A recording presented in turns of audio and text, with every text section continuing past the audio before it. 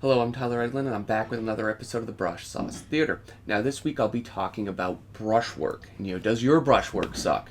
I'm going to be showing some of my favorite artists, some examples of their work and why I like their work. We'll be looking at a few student examples and why and how brushwork can bring your piece down. And then I'll be showing a few quick demos of me kind of getting in there and doing some brushwork on some works in progress. So if that interests you, stay tuned.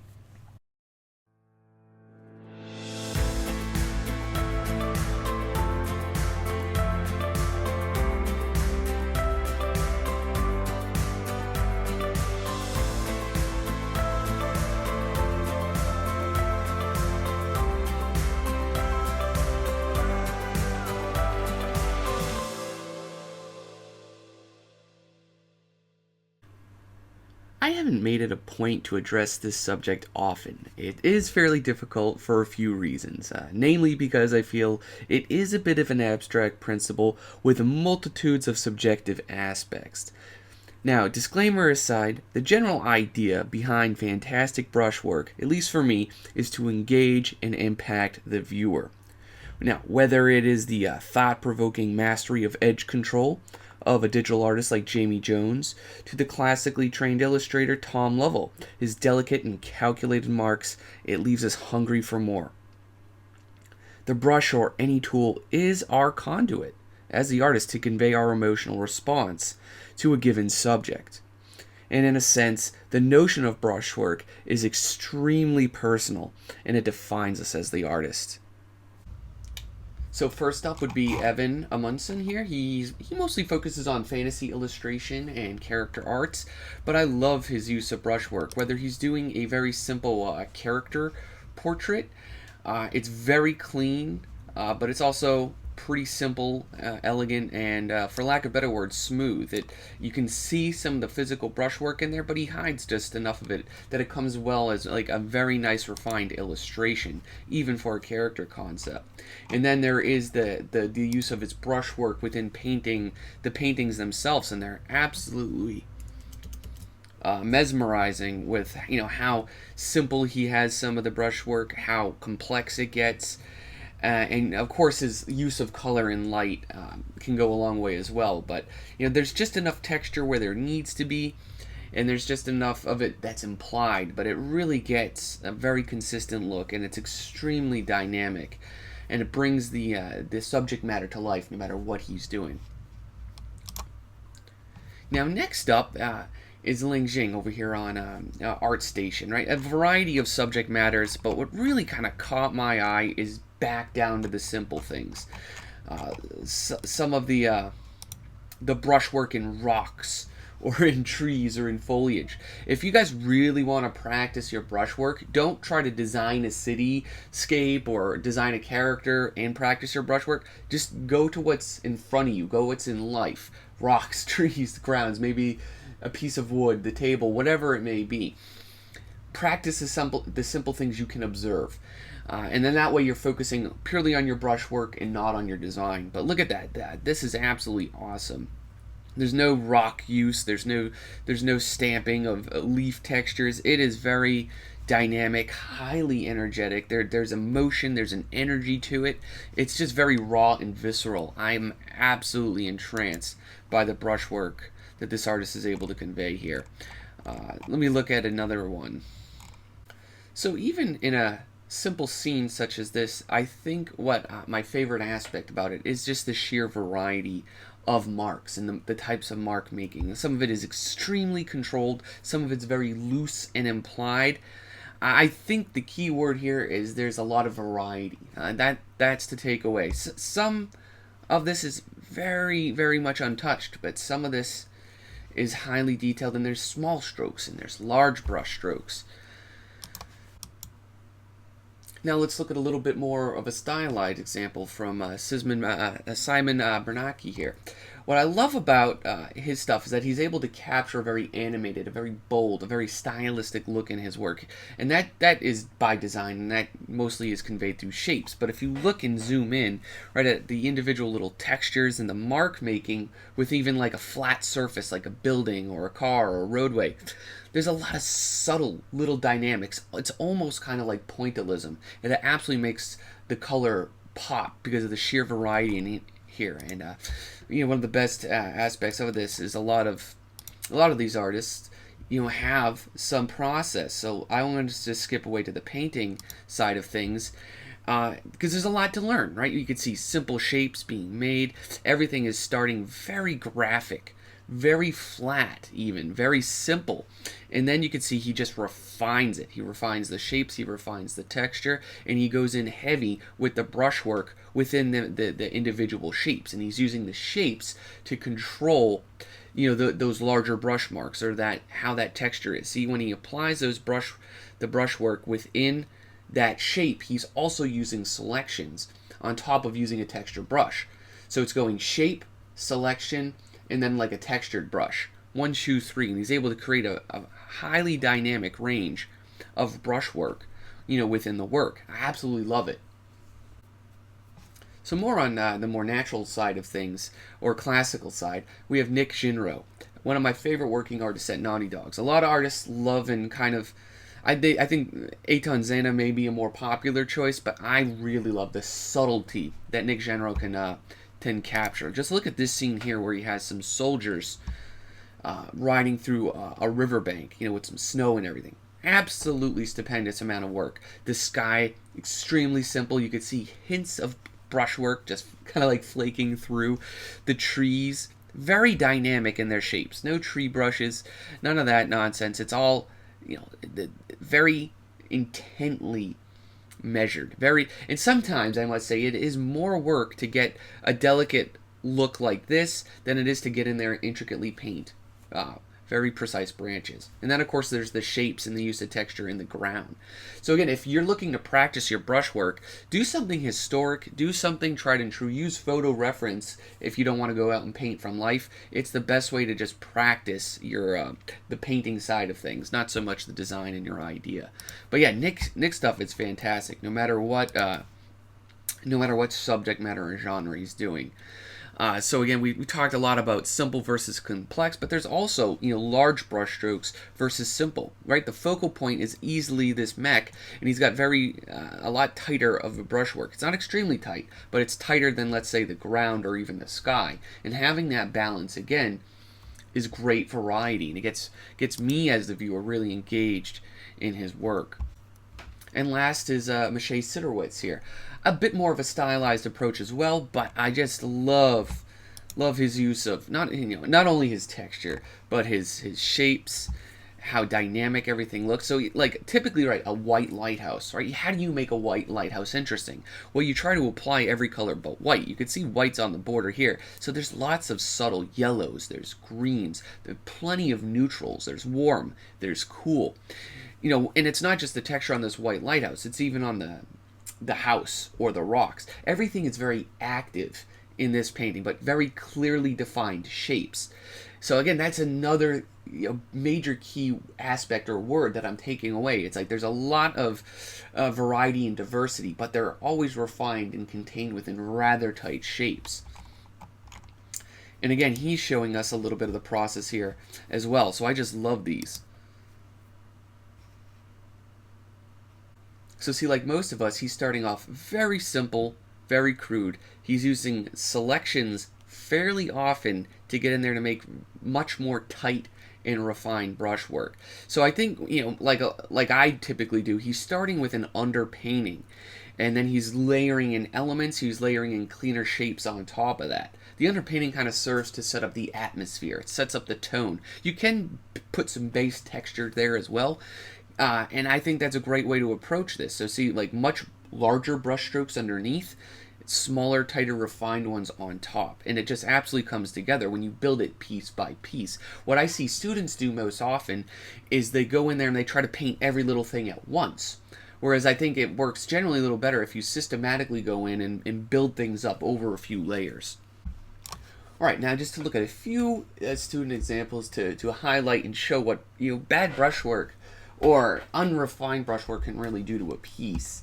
I'm not going to call out their names or anything, but it's purely here for our educational purposes. So see, here's a great piece. Like I think the composition is fine. I think, it's a simple, awesome, practical piece. It's not trying to reinvent anything, and that's perfectly fine. But this is also the perfect place to really get in there and practice brushwork. So what my major concern or thing I'd like to highlight on this particular student piece is it looks like the brushwork is nearly universal, whether it's for the grass, the tree, the mountain, the obelisks here, or even the sky, where it's, if we zoom in, see, it's got a very kind of soft, wispy feel. The edges overall are clean, but it's within that, everything feels kind of soft and ghosty. And that, I think that would have been okay if one of those elements looked like that, but when every element is kind of composed the same way, that's what can give it a little bit of a stale feeling. So even if the lighting is on point, if the composition's on point, this is one example of how brushwork can bring down the overall piece. All right, see, next up is another piece, right? The perspective's on point. The drawing is on point. The lighting is pretty great too. I love the subject matter and some of the detail stuff, but it feels like it's being held back by brushwork to me. Look at the flowers, for example. Everything is very equally the same size, the same rhythm, and almost like the same dimension. If there was more variety, like Ling's work that we looked at earlier, I think that would come alive as well. On top of that, there's a lot of this brushwork, right, being made internally, like whether it's an individual flower or all these blades of grass, it's very, very noisy. And one thing, again, that I look at, or that I try to bring into my work, that I observe from artists, is that you need some areas of rest, some simplicity to counteract and counterbalance, counterweight that heavier use of brushwork. On top of that, there's elements in this that just feel unresolved, something like the tree bark, right? Where if you're going this heavy with your brushwork and then just having that very bare, that's going to stick out. Where you'd want to see more of that bounce light, underneath there. You're going to want to see more fill light, on this side. Have those highlights wrap around the form rather than just cutting stop. So while I think it's starting to show that, you're going to have a lot more drag on that. So you're going to see basically a much greater range of midtones in there. And then this highlight too, it's more than just the brushwork. Things, can bring an average piece and elevate it much further. And I had to call it quits there because I started getting into lighting, and I'm trying to keep the focus and the emphasis on the brushwork today. Right, here's another great piece. Right, again, simple subject matter, something we can all easily observe. Here's a great example of when rhythm and repetition again gets very stale and can bring back, hold back the painting a lot. So every circle, every mound, every tuft of grass in this area, for example, is very much the same size, the same sort of width, and it's even carrying through over here. And when we can identify these sort of patterns in our art, that might be a good indication to swap things up. Even something simple like this can be fixed relatively simply. Like if I copy and paste this whole section, and just to show you how much more this can change things, if I add a slight skew to this and start to really change up the variety of those marks, adding big, adding small, adding dynamic, movement in them. See, like there's movements coming in now with these shapes. That starts to help it out quite a bit. And that's because this is simple. This is complex. This is dark. This is light. Can really bring things through. There's also the subject or the aspect of things where things can just feel unfinished. Like there's no control, which is another huge part of brushwork. It feels like there's absolutely no control going on in the water. We look at water, there's a lot going on. There's reflections, there's depths, there's refraction, and it looks like it all came control. And I am going to make a video in the near future on water, if I can. It's noted, I see it pop up a lot in the comments. So yeah, that's another example right here. Last but not least, right, another great image overall.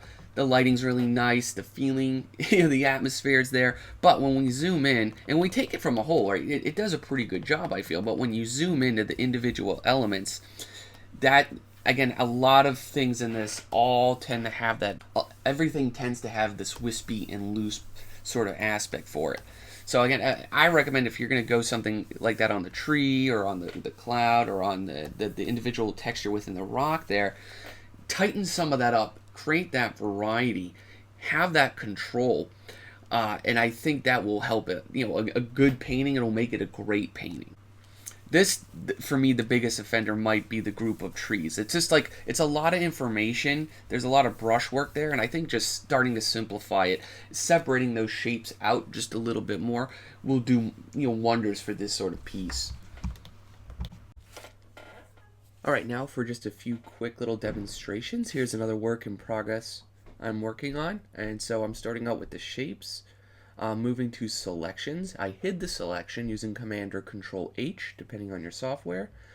And basically, I'm going into those shapes with much larger texture-heavy brushes. These in particular are from Jeremy Fenske. I also like Greg Rodskowski's brushes. They tend to work pretty good for me, and I can get a variety of marks with them. So, as you can see, I'm not settling just for like the first mark that the brush makes, but I'm kind of searching for a bit of a synergy that will work. Something that doesn't look too busy or too noisy, but something that I can imply detail without deliberately actually like zooming in and painting a lot of it, painstakingly by hand. And in this method or approach, I tend to use a wax on, wax off sort of mindset where I throw on some marks, some mark making with the tools, and then I go back and erase into that using a different type of eraser. But either way, this is fairly consistent with how I always paint and build up a scene. I lay down some foundation color work, some tones, and then I go in with more specific sort of marks. Now, the brush does not matter at all. Like, you can do these with any sort of brush, and you can adjust and change the settings to yield drastically different results from them.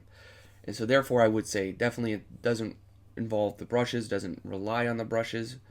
You can obviously there are some brushes that are really cool and some that are would take extra work to make very cool, but yeah, it's something that I find brushwork extremely personal, and it's something I don't really go out of my way to teach. I just kind of point it out when it's distracting, because it's going to vary so greatly between different artists and styles. But yeah, this is kind of about wrapping it up for those two trees there. See, the idea is I just don't want to draw attention away from the focal point with it. So now moving on to the next part here, I want to show you another painting I'm currently working on. So again, I'm doing with I'm going to tone it, I'm going to block it out, a few of the shapes and colors very roughly as I'm building this up, and then I start getting tighter with the detail, smaller with the brush strokes, and then I kind of just continue to build and build and build on these things, starting with the larger shapes and masses, the wider areas of color to cover more ground, and then I find, okay, where's the focal points? I zoom in and apply more detail there. As you can see, the detail around that door is much tighter, much more refined than the area up above, where I chose to, kind of where I'm working now, where I basically left it a lot more rough and a lot more unrefined. Now I'm going to go put a little bit more effort up here, but I'm not going to nearly put as much effort as I am down there. And I do feel that it is that overall contrast of detail, of brush size that can make a dynamically interesting image. Sure, an awesome color palette and subject matter can, that can go a long way as well, but you can even show the most mundane subjects with awesome brushwork and make it look exciting and energizing. Kind of like a photographer. A good photographer can grab some mundane subject matter, know how to work and use lighting to make it look absolutely fantastic. Same thing. And so in this approach, I'm laying in some brushwork, but I'm also doing a little bit of blending, a little bit of smudging with Photoshop's smudge tool. That way it gives me a little bit of that textury edge, and then I can smoothen and soften some of that out as well. Of course, I'm trying to make these shapes pop, first of all. So I'm using a little the marquee tool there to make selections to get very clean edges in parts of that, and then I'm losing edges on the other side of them. So it's always about finding these dynamics and different ways to keep the rhythm of the brush and the mark making constantly changing. So where before I was doing a very structured approach with larger brushes and selections, now I just like to go in to counter that with using some straight up like regular brushes and doing some old school painting. Loose, gestural, quick marks. But I'm trying to make every mark I make on this canvas count. I'm trying to make it deliberate. Nothing, within my power or skill. I'm not trying to leave anything to chance. And I'm designing and deliberately making these choices. And I think that's a huge difference between what I see some students doing and what the professionals start to do. Everything is by choice and by design. So let's just kind of jump down here. I don't even have this walkway, for instance, in the foreground started yet. So again, I use like a bigger, thicker, a very simple brush. There's a little bit of grain to that, and I could just start building it up. And I start to like think of shapes, and I think how these shapes can make form. And so I'm laying in these colors over my existing colors, and I'm in the back of my head, I'm just hoping they're going to work out as good as I hope them to. But color's all contextual and a subject for another day. As you can see, I'm adding a little bit of a drag to that mark, and so some of them, there's softer edges, some of them are harder edges. And then with the foundation laid, right, I can go back in there with the selection tool, change up brushes, literally to any brush in the world. It really doesn't matter. Can't stress that enough. But see, I like this one. It's simple. I can kind of call out some of those forms with it. And I'm working within these little shapes, and it helps things keep a very clean and unified sort of look to it. And that's the other thing I noticed too, that a lot of students are not doing. They never use the selection. I guess you don't need to.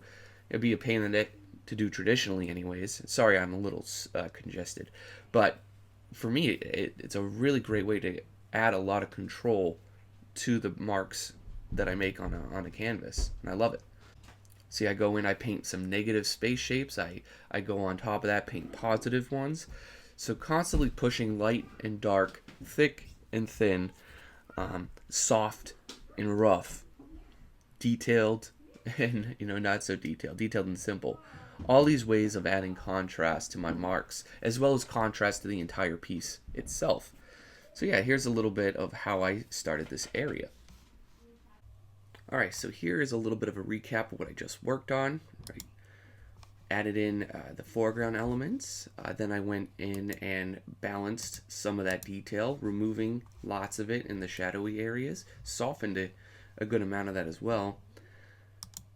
And then started building up, one more pass of details on top of that. So it's layer by layer. It doesn't actually take as long as it may look. And it builds up the form, the color, the brushwork relatively quickly. Now, I gotta get back to work and finish this piece. So, brushwork, a complex and delicate subject, right? Yeah, I feel for me personally, it's gonna be a lifelong pursuit. Just truly master the subtleties of this ever-expansive craft. Now, it does leave the question we all must face as artists. Is your brushwork clean? Is it sloppy?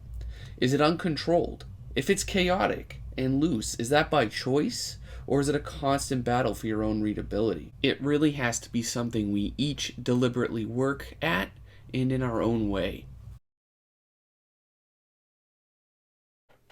Good brushwork needs a variety to thrive and breathe. You can easily achieve variety through contrast. Now, the types of contrast include the contrast of edges, soft or lost edges, versus the hard. Place the hard edges near areas of importance. A contrast of texture. Now this is simple versus complex, or think of it as detailed versus implied. Maintain a solid balance of each of these. Lastly, contrast of size. Large and loose versus small and careful. Start large, I like to go expressive, and then I refine the smaller areas of the smaller details using smaller brushes. Lastly, I do recommend to slow down and just be conscious of your movements. Think and feel the motions. So that's it for today's tutorial, guys. I hope you enjoyed it. If you did, show the channel some love. Leave me a like, comment, or share it. And feel free to join the Brush Sauce community over on Discord. We do weekly hangouts and all other kinds of fun activities. Thanks, guys, and take care. Thank you for checking out my video. You can support the channel if you'd like by subscribing, liking, or commenting on my videos. You can find me on the web on Facebook, ArtStation, and Instagram. Those are the social media outlets I utilize. I also teach 2 courses at the Computer Graphics Masters Academy, Architecture Design and the Fundamentals of Design. Feel free to check those out. Now, if the classes aren't few, I also teach one-on-one. Join the hundreds of students around the world for one-on-one learning, and for more info, just send me an email. Also, feel free to join the Brush Sauce Discord community. There's links below. It's fun. We do weekly hangouts. There's the challenges, and it's a great place to make friends. Take care.